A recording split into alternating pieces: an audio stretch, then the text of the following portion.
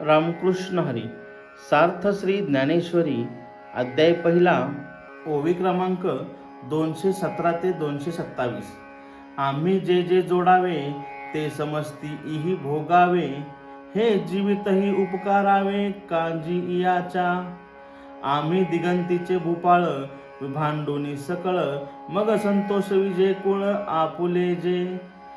तेची हे समस्त परी कैसे कर्म विपरीत, जे जाहले असती उद्यत झुंजावया.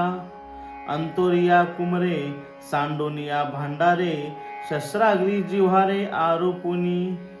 ऐसिया ते कैसेनी मारू, कवनावरी शस्त्र धरू, निज हृदया करू घातू किवी.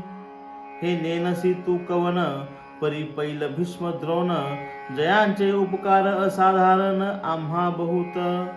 येथ शालक सासरे मातुळ आणि बंधुकी हे सकळ, पुत्र नातू केवळ इष्टही असती.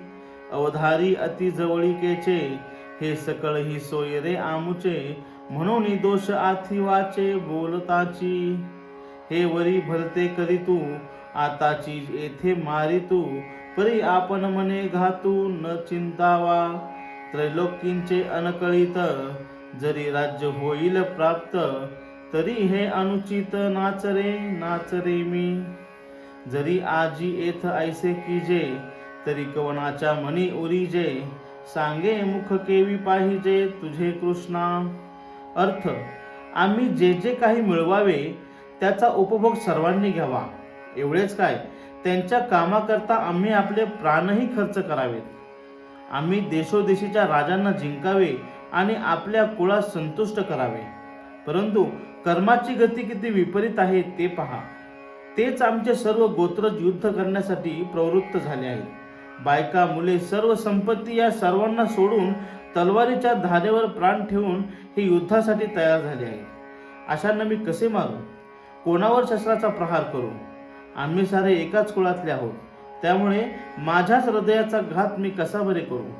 हे श्रीकृष्णा, युद्धासाठी आमच्या समोर कोण उभे आहे हे तुला माहीत आहे. पलीकडे भीष्माचार्य आणि द्रोणाचार्य उभे आहेत.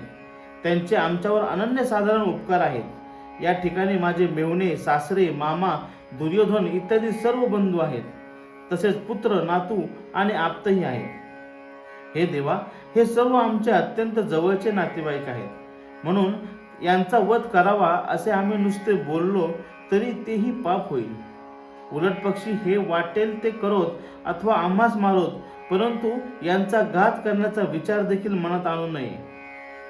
त्रिभुवनाचे राज्य जरी मला मिळाले असेल किंवा मिळणार असेल, तरी हे अनुचित कृत्य मी करणार नाही. जर असे अनुचित कृत्य आम्ही केले तर आमच्याबद्दल कोणाच्या मनात आदरभाव राहील? अशा पाप कर्मामुळे तुझे मुख तरी कसे पाहणार? रामकृष्ण हरी.